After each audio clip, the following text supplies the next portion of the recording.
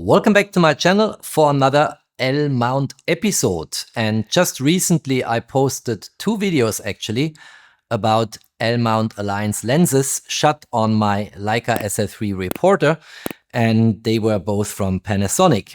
This time I want to have a look at a totally different lens, and that's a lens from Samyang.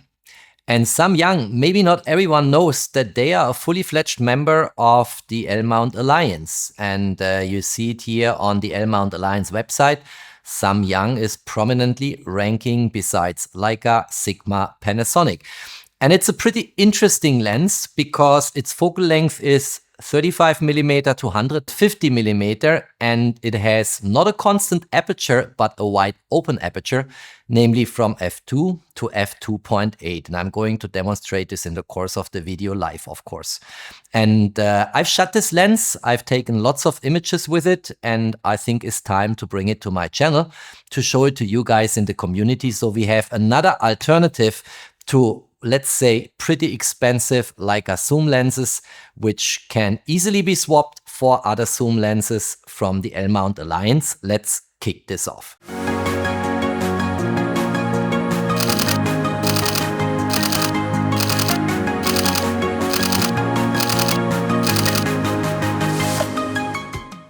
If you have not yet subscribed to my channel, please do so, subscribe, hit the notification bell, support my work.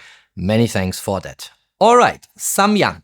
So that is definitely a brand I've not shown on my channel so far, but after shooting the lens, I should admit, it's a pretty cool lens. And in terms of focal length, 35mm to 150mm, of course, is a huge range, gives you a lot of flexibility. But, and here is my caveat, if you are looking for wide angle shooting in landscape, architecture and so on, be warned, 35mm is not 28 and definitely not 24mm. So I realized when shooting this lens in Zurich with all the church towers really is not a 35mm city, because it cuts off a lot of the church towers if you walk through Zurich downtown and take photos, and with 28mm you just catch them all. With 24mm you will definitely catch them all. 35mm has a more narrow angle of view, and I come to it when we talk about specifications. But all in, a really cool lens and impressive image quality. I also wanted to give this camera lens combination a bigger challenge by really shooting it in the blue hour in the evening, and the camera was forced to go very often to an ISO of 25,600. So it's really low light images I'm going to show you. And by the way, image stabilization works very well with that lens on the Leica SL3 Reporter based on the in-body image stabilization. So what I want to do first is I want to give you a little bit of a live demonstration of the lens here in the studio. Then I want to talk about all important specifications. Then we go into sample images. And then, of course, I will conclude the video and provide my own personal recommendations. First, let's look at the mechanical elements on the lens. And we have here a lock-unlock switch. Currently, let's try it out here. It's locked, you see. I cannot rotate the zoom ring, but if I go to unlock, then I can operate this zoom ring. The zoom ring is nice, has sufficient resistance, and if I shake the camera, the lens tube will not automatically drive back into its shelter. It will stay where it is, and that is always something I appreciate. I mentioned it at another lens review. I hate if a lens, when you start to shake the camera body, is automatically starting to drive in here in this way. And I really don't like that. I really want, if I dial in 100mm focal length, I want the lens to stay at 100mm, even if it gets a bit more shaky in my hands. And that is my first indication that this is a good lens in terms of build quality. I really like it. And you also have a reasonable travel way from 35mm to 150mm. That's all pretty cool. We have here a focus ring. That focus ring is buttery smooth, again has sufficient resistance for being operated in a diligent way, and it's absolutely noise free. So there is no noise, no scratching, no nothing going on. Pretty cool for video shooters. We have a switch here between autofocus and manual focus. Let's try this out. I'm currently in autofocus mode. You see I can focus on Jennifer's body. I get focus confirmation, listen to the beep. And if I switch here from autofocus into manual focus, let's do it, listen to the sound. Then it automatically switches to manual focus. You see it here, MF, manual focus. And if I half press the shutter button, nothing happens. I have to focus here manually with the focus ring. It also recognizes that I have automatically the magnification on, so it crops in to Jennifer and I can focus. Simple like that. And then we have one more switch here. There are 3 custom modes.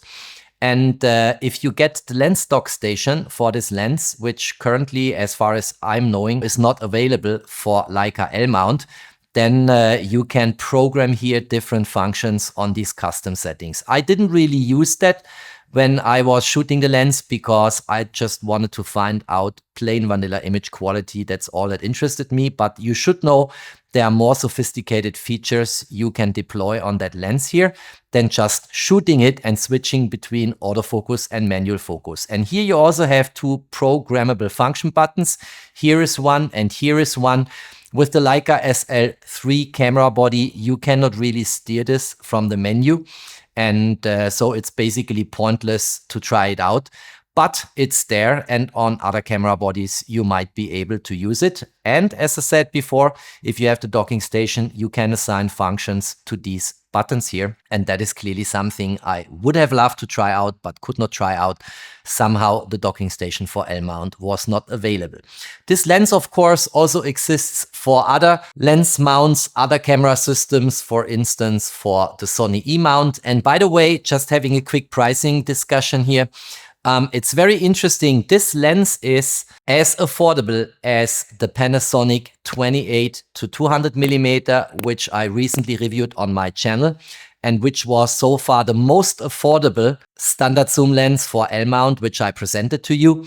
This one here has the same price tag. It's $999 at B&H. And astonishingly enough, if you would deploy it on a Sony Alpha camera, for instance, with Sony E mount here, it's even about $80 cheaper for close to $920. So the L mount variant here, the L mount version, is a bit more expensive than the same lens for Sony E mount, for instance. I think that's interesting. And with close to $1,000, it is in the same camp as the Panasonic 28 to 200 mm, which I reviewed here, and will of course post the link down below in the info box. And it is significantly cheaper and more affordable than the Panasonic 24 to 105 mm, and of course all Vario Elmarit zoom lenses you can have for L mount in the Leica lens lineup. So this is really an affordable lens. It's nevertheless a really cool lens in terms of aperture.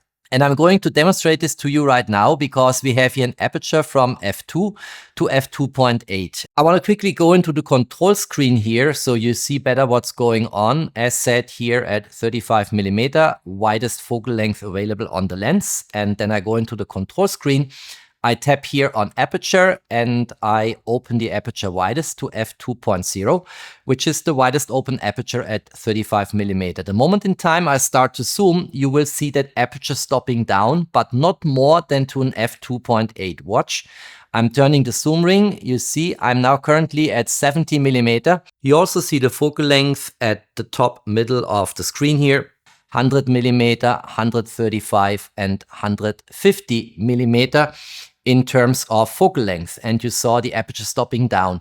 It remembers that if I start at 35 mm with widest open f2.0, that I actually want to be always in a widest open shooting mode. So if I go here again and start to zoom out, it will go back to f2.0, which is pretty cool and is something I also demonstrated on the Panasonic Lumix lenses. And that's the way this aperture works. Here I'm zooming all the way to 150 mm, then I'm going back to 35 mm widest focal length on the lens, and it's back at f2.0. According to the website of the lens, in Samyang website territory, it's also fully weather sealed. So let me also show you the rubber sealing very quickly. Let me unmount the lens. and then you see it here. There's a very, very solid rubber sealing here, and this lens will not let you down on an SL3 camera body or SL3S camera body if you shoot it in nasty weather conditions. And what I also noticed is it didn't snap in yet. It needs significant force to actually rotate it now in the lens mount and get it fully mounted. Listen to the sound. And it sits solid like a rock here on the camera body. It has a tiny little play, but probably a fraction of a millimeter, but it sits very solid on my SL3 Reporter camera body. And that's also something I typically appreciate and speaks, of course, for the weather sealing we have with that camera lens combination. Let's quickly try out autofocus. Just single autofocus here. If you look, there is not much going on here. No face detection, no nothing. I just want to show you at 35mm how this is updating when I change my subject to focus on. Let's focus first on Jennifer, then on the background, then back on Jennifer. And let's see how quickly the autofocus is updating and reacting. Jennifer, background, Jennifer, background, Jennifer. So you see this is reasonably fast. Let's go to a tele setting, let's say 100mm. And let's focus on Jennifer, background, Jennifer, background, Jennifer. So this is pretty cool. For the 150mm tele setting here, I've now switched on the settings here in the camera. I switched here to autofocus continuous, then here to tracking. And here I'm in human eye and face detection. Let's see how this plays out. And you see Jennifer's face is detected. The focus field also stays on her face if I move the camera. So this is working very, very well. Generally, the autofocus system in the lens, which is mechanics and optics, of course, plays very, very nicely with the Leica SL3. It's really cool how this works. Look here, I do it again for you so you see it. Absolutely fantastic. Let's take a shot. Let's go back here to her face. And let's crop in here. Look at that. This is very, very crisp, very sharp, looks really good. Generally, from a functional mechanical perspective, from the way the autofocus system in the lens cooperates with the autofocus system in the Leica SL3 Reporter, where everything was strongly improved with firmware 4.0.0. If you have not seen that video I posted with my tutorial, I'll post a link down below in the info box so you can look this up. This all works very, very well. And I must say let's actually zoom in here again to 35mm. I must say for a lens that burns a hole in your wallet of just below 1,000 US dollar, you get a lot of value from that lens on a Leica SL3 or any other L-mount camera, of course. I can only speak about this camera lens combination. And sometimes these lenses, if they have a different lens mount, let's say for Sony E, for instance, they behave slightly different. Here in this camera lens combination, it just worked like a charm when I was shooting in low light, which is always a bigger challenge for a camera lens combination in Zurich downtown. Let's now quickly talk about specifications of the lens. We have a pretty complex optical construction, 21 lens elements in 18 groups. We have a minimum focusing distance of 0.32 meter in the wide angle setting, so at 35mm, and 0.85 meter as minimum focusing distance in the tele setting. That's why when I was just tracking Jennifer's face at 150mm here, I had to place Jennifer a little bit away from me to make sure I don't violate this 0.85 meter minimum focusing distance. In terms of close-up shooting, the lens has a little bit of close-up capabilities, but not super strong. In the minimum focusing distance, we have 0.184 times, so almost 20% of magnification. We have about the same in the tele setting with 0.18 times, so 1 divided by 5.5. And this is pretty comparable, 0.184 times in the wide angle setting, 35mm, and 0.18 times in the tele setting. So this is almost the same. And you can do a little bit of close-up shooting, but close to 20% is really nothing to write home about. We've seen this better on the Lumix lenses from Panasonic, where the magnification is 50% or 0.5 times. Then we have a filter thread here of 82, and that means filters are a bit more expensive than on some other lenses you might have in your portfolio. We have 9 aperture plates. That means we get nice background bokeh if you have lights in the background.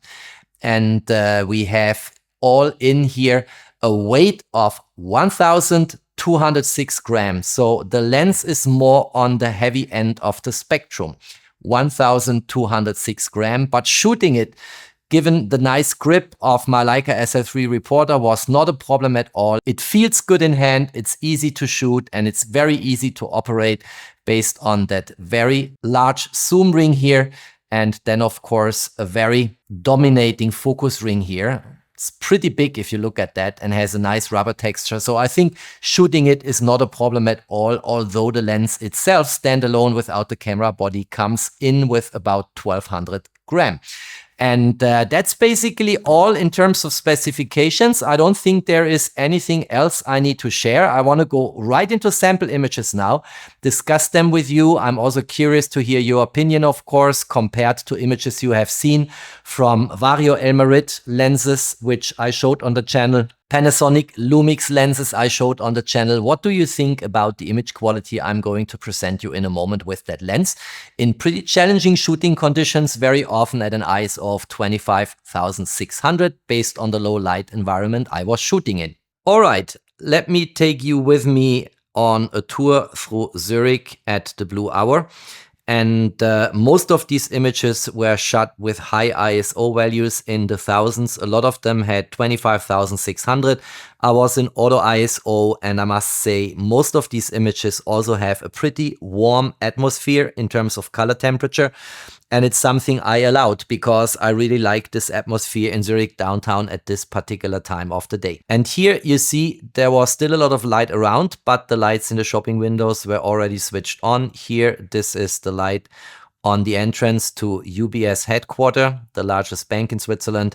And you will find that in all of these images, the level of sharpness, the details you can squeeze out of the image, which also concerns, of course, crop capabilities, the contrast, the micro contrast, all this is super strong on that Samyang lens. And I'll make you one example. If you look at that black car here, I think it's a Volkswagen Golf. You see very clearly the number plate. You can read it here. It's a Zurich number plate, and it starts with 527065. And incredible detail, despite the fact that I'm shooting here already at an ISO of 5000.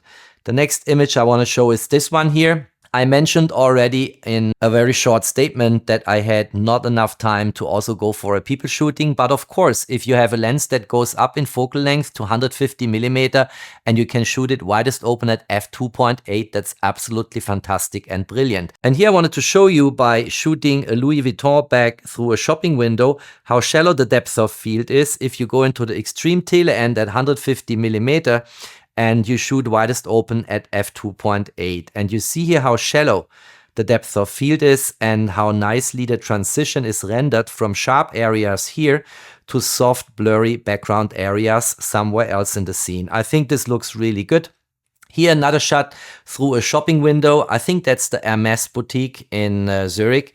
And also here, I think the way the colors come across, the light is here coming through the lens onto the sensor, looks really good. And if I crop in by 100%, you also get a lot of contrast, micro contrast, sharpness. This is goodness at its best for a close to $1,000 lens with a huge spectrum in terms of focal length.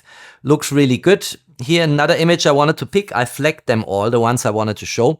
And here shooting along the bridge over River Limmat, actually ending up here in Lake Zurich on the right hand side. And also here, look at that. This looks really good. Strong image quality no matter where I go and where I look. Look at that. It looks really good. And that is an image shot with an ISO of 25,000 at 35 millimeter and at an aperture of f5.6 and 1/32 exposure. And it looks really good. And here, look at this. Very, very nice. A nice way this lens renders the images. The next one here, I wanted to use to show you a little bit the spectrum of the focal length. So this is 35mm, this is 48mm. I wanted to dial in 50mm, but slightly missed it.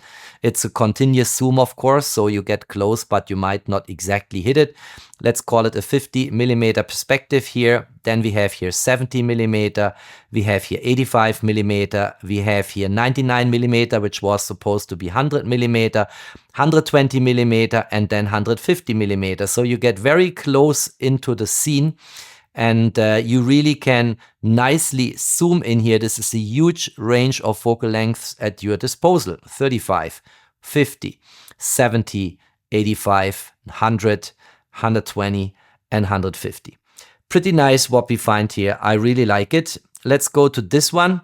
Here now on the other side of River Limmat, again shooting along that bridge. Very nice image. Look here. You see someone likely with a red jacket walking here along the shore of the river. You see buses parking here. You get so many details and things to discover in these scenes. Very nice, very well done by the lens in combination with the sensor, of course. Here shooting across the river and towards this promotional poster here in oversize. And look at that. It looks really, really good. I think this is top-notch image quality. I've really nothing to criticize here. What happens from time to time, and I mentioned this at the very beginning, don't be mistaken, and I said, quote unquote, 35mm is not 28mm and definitely not 24mm. So this lens is a bit more narrow at its widest focal length. And that means if I would have shot this one here, this scene here in landscape orientation, the church tower would have been cut off. But in portrait orientation, it actually fits. And if I crop in by 100%, you see this was close before 7 p.m. and it looks really good. I think this is really top-notch image quality. People again crossing the river over the bridge here. Very nice. Let's go to the next one. Here now leaving the river and the lake and going downtown, and it just looks good. It has a very warm atmosphere, very sharp, lots of details. Look here, for instance, beidseits is a German word and means on both sides. And it is clear and crisp, despite the fact that this is an ISO of 12,500. So pretty large. But as I said, it's a combination of the fantastic sensor in the SL3 and a really good lens. What do we have here? This is the next one I wanted to show. And again here, look at that. Zwingliplatz. And you see here a lot of interesting stuff going on in these scenes. These old buildings in Zurich, they always fascinate me. There's always a lot you can see and discover. Look here, everything is good. People sitting in front of the bar here. What is it called? Peppermill. That's the English word for it, the Sylvie bar. And, you know, people just enjoyed an evening which was a bit more warm than it used to be in Zurich. This one here I was shooting because I wanted to show you again a testimony for the level of detail you get here. This door is full of stickers and promotional stickers, I should say. And if I crop in here to 100%, that's really amazing. Look at that. You can read everything. It looks really good. And I think, you know, again, colors, contrast, micro contrast, that's all that counts for a lens. And sharpness, of course, detail. Also at the boundaries, we might cover that in a moment. Let's move on here. Here another image with a very warm atmosphere. Look at that, looks really good. Also if we go to the boundaries here of the lens, and I think also here, nothing to complain. It's good corner to corner and front to back. Really nice. Here another scene here. This is the Marktgasse, Market Alley in Zurich. And look at that. Someone has collected a lot of books on bookshelves behind the window here. Looks really nice. Also here you have a whiteboard. There is someone sitting here, obviously. You can look inside these windows based on 60 megapixel. You get a lot of details. But I think generally how the scene is rendered looks really good. Let's move on here. I think here is one I wanted to show again. Look here how you can read what street or alley you are in. And here you get a little bit of a menu here on the wall of this house. And I think it looks really good if we look into the details here and catch everything that lens is rendering for us. This is actually opposite of Lindenhof. If you look here at the upper part, there is a plateau kind of a hill, and it was very dark. You see it here. What I wanted to show you, and that fascinated me, the structure of this very old stone wall. Look at that. A little bit of illuminated by light from the front side, but the lens and then the sensor, of course, they caught this in a very nice way. So I like that image. Warm atmosphere everywhere. It's evening in Zurich. It's supposed to have a warm atmosphere. Here again, you know, if you look here, house numbers 23, 21, house entrances. And I will very likely stop in a moment here. Let's continue here. Same stuff, looks really good. Look here. And of course, I wanted to show you a picture of the Leica flagship store in Zurich.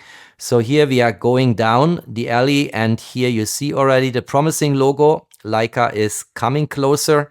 Here we see it very close now, and here you see the Leica boutique in all of its beauty. Very nice. Closed, of course, because I was shooting these images at a time where they were not open for business here. And I'm going to close this now. Here is the Omega boutique, also very nice. This is one of my most favorite alleys in Zurich. It's called Augustinergasse. Very, very nice. Here a bar and a restaurant. Look at the level of detail, and again the contrast and micro contrast from that dirt on the Carlton logo here. Very nice. That lens catches everything. Nothing is hidden. I will now conclude the video. I hope you liked the presentation and the show. This was one of my more challenging sample image sessions because almost every image was shot with a very high ISO value.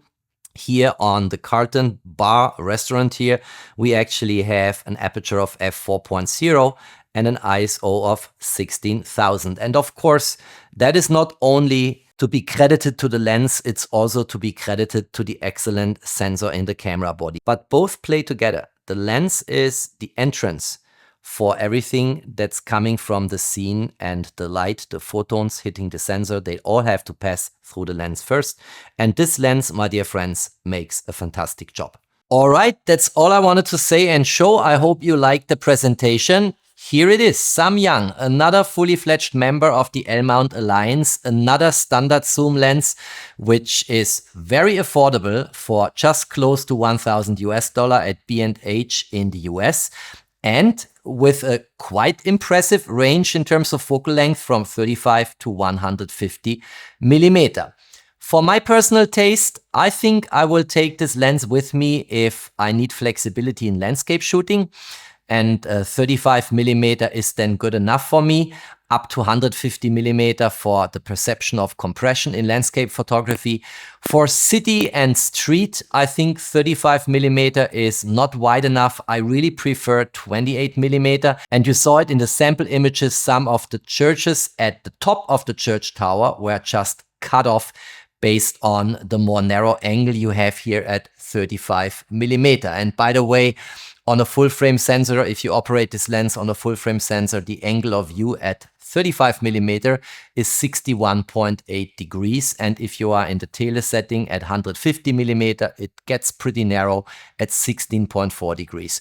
So I think that is basically everything I wanted to say and show. If you liked it, don't forget to drop me your thumbs up. Stay tuned on my channel. There's always more to come. Thanks for watching. Stay safe and healthy. And of course, peace out.